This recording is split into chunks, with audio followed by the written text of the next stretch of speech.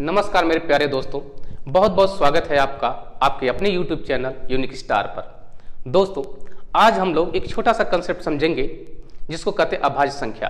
दोस्तों, आज का लेक्चर उनके लिए है जो अभाज्य को शून्य से समझना चाहते हैं, जो शुरुआत से समझना चाहते हैं, जिन्होंने आज तक अभाज्य संख्या को बहुत कंफ्यूजन में रखा, उनके लिए है दोस्तों आज का वीडियो। तो दोस्तों, अगर चैनल पर नए हैं तो प्लीज इसे लाइक और सब्सक्राइब कर लीजिए और इसे शेयर कर दीजिए। तो चलिए दोस्तों, पढ़ते हैं अभाज्य संख्या को।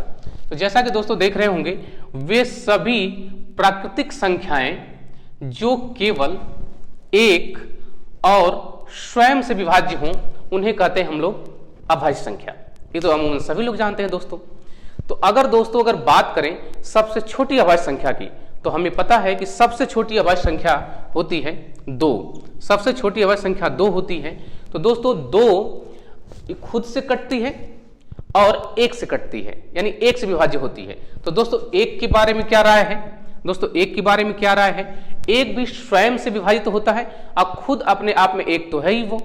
तो दोस्तों, 1 को अभाज्य संख्या क्यों नहीं कहते हैं? तो अभाज्य की परिभाषा को दोस्तों थोड़ा सा डिकोड करें, थोड़ा सा और अंदर तक इसके जाएं, तो इसकी एक परिभाषा है दोस्तों कि वे सारी प्राकृतिक संख्याएं जिनके पास केवल दोस्तों 2 गुणनखंड हों, केवल 2 गुणनखंड हों दोस्तों। तो 2 गुणनखंड जिसके पास केवल होते हैं उनको बोला जाता है दोस्तों अभाज्य संख्या।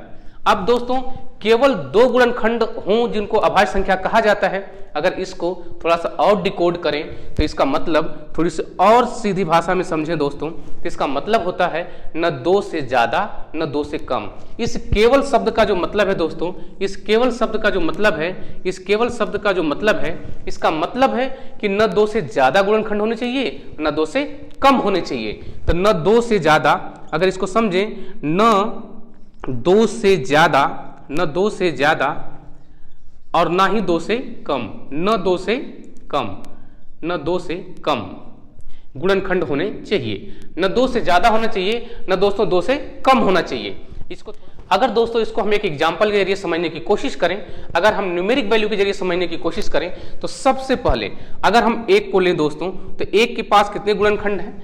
1 के पास दोस्तों केवल 1 ही गुणनखंड है, यानी वह 1 से केवल विभाज्य होती है। लेकिन हमारी परिभाषा कहती है कि जिसके पास केवल 2 गुणनखंड हो, न 2 से ज्यादा हो और न ही 2 से कम हो, न 2 से ज्यादा न 2 से कम। अगर 2 की बात करें तो इसके पास है 1 और 2, यानी यह 2 जो है 1 और 2 से विभाज्य होती है। और अगर 3 की बात करें दोस्तों, तो इसके पास है 1 और 3। अगर 4 की बात करें दोस्तों, तो इसके पास 1, 2 और 4।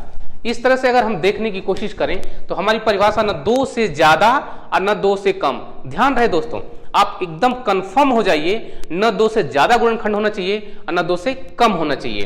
तो अगर 1 की बात करें तो इसके पास केवल 1 गुणनखंड है, इसलिए यह अभाज्य नहीं होगी। 2 के पास है दोस्तों 2 होगा, 3 हुआ। अब 4 के पास देखिए दोस्तों 3 गुणनखंड है, यानी 2 से ज्यादा है, इसलिए ये भी अभाज्य नहीं होगी।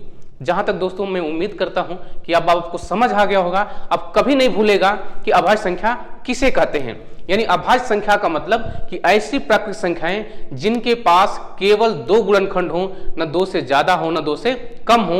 और चूंकि दोस्तों पहली ऐसी संख्या प्राकृतिक मिल रही है 2, जिसके पास 2 गुणनखंड है, तो यहां से शुरुआत होती है, इसलिए इसको सबसे छोटी हम अभाज्य संख्या कहते हैं। दोस्तों, आगे की वीडियो में हम देखेंगे, अभाज्य संख्या के कुछ और कंसेप्ट को समझने की कोशिश करेंगे। तब तक के लिए दोस्तों बहुत बहुत धन्यवाद। आगे ढेर सारे सवाल, आगे ढेर सारे कंसेप्ट को लेके आएंगे हम लोग दोस्तों। अगर दोस्तों आप चैनल पर नए हैं तो चैनल को सब्सक्राइब कर लीजिए, उसे लाइक करिए। अगर हाँ दोस्तों, अगर आप चाहते हैं कि इस चैनल पर डाली जाने वाली जितनी भी वीडियो सबसे पहले आप तक मिले, तो इस चैनल को के जो बेल आइकन है उसको जरूर दबा लीजिए।